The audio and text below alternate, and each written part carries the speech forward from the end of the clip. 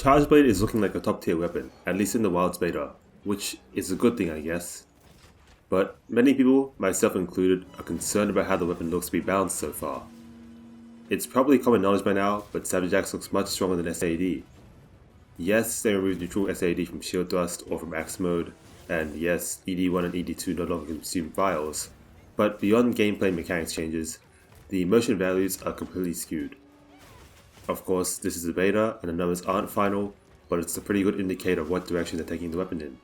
And it looks like if you enjoy Savage Axe, you should be pretty happy with Wilds, but if you enjoy SAD, it's looking pretty grim. Over the course of 5th gen Monster Hunter, Capcom has had a difficult time maintaining balance between Savage Axe and SAD. When Savage Axe was introduced in Iceborne, it quickly became apparent that it was a stronger playstyle. Savage Axe was just able to dump big motion values which scaled to crit at a rate that SAD could not keep up with.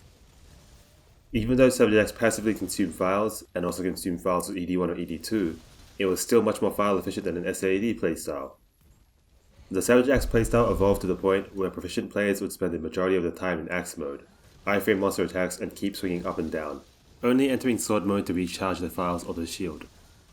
More traditional guard point AED or SAD based gameplay was just suboptimal on most matchups. In base Rise, the gap between Savage Axe, or CSS as it's called in Rise, and SAD shrunk a little bit in terms of damage output, but Savage Axe was still dominant. Even though Savage Axe does not passively consume files in Rise, it was much less fluid than in Iceborne, as you would lose the Axe buff every time you exited Axe mode. Base Rise was just a very bad time for Charge Blade overall, with Savage Axe being an extremely uncomfortable playstyle and SAD files having tiny hitboxes.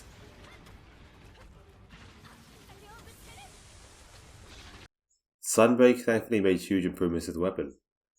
For Savage Axe, it added Ready Stance, a guard point that can be accessed instantly from Axe mode and can cancel into ED2. For SAD, the files were given more vertical reach, and the element modifiers were given huge buffs. Playstyle wise, Savage Axe and SAD were more different than ever though. Savage Axe could now just stay in Axe mode almost indefinitely since it didn't require file upkeep, you would only ever need to recharge shield. In terms of relative strength though, Savage Axe and SAD were pretty even for a while in the base game. On monsters with better raw hit zones, Savage could be faster, whilst SAD would be stronger on monsters with better element hit zones. Over time though, as the title updates brought a huge amount of elemental power creep, SAD started to pull way ahead in terms of DPS. SAD is so strong in the current Sunbreak meta that it's significantly faster than Savage Axe against monsters with terrible elemental hit zones, such as Astalos and Gormagala. Wilds, perhaps in reaction to this, has seemed to have gone in the opposite direction.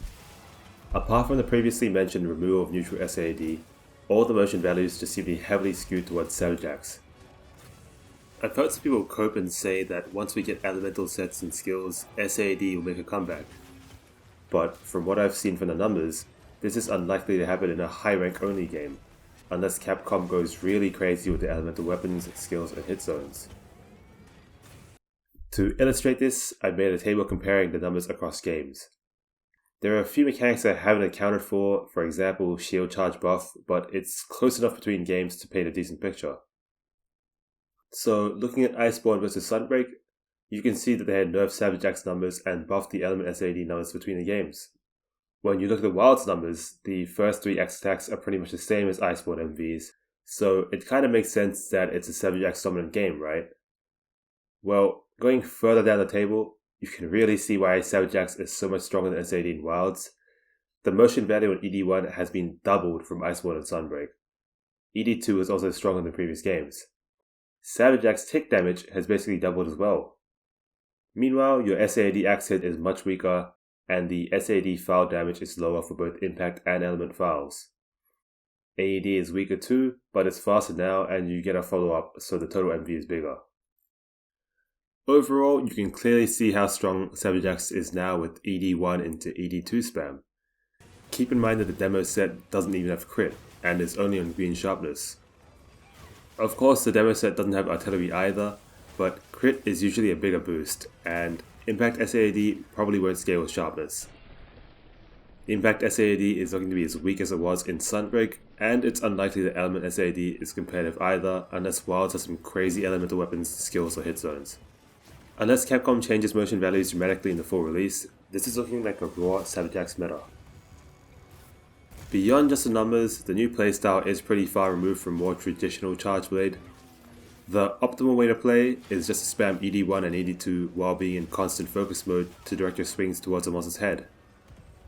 Some people might really enjoy this, some people will hate this, particularly those who enjoy to play SAD style or prefer the Boomer Charge Blade playstyles. But this weapon has had an ongoing identity crisis since Iceborne and really does feel like two separate weapons in one. I tried out both Savage Axe and SAD playstyles in a demo, and personally I don't really mind the new style of Savage Axe.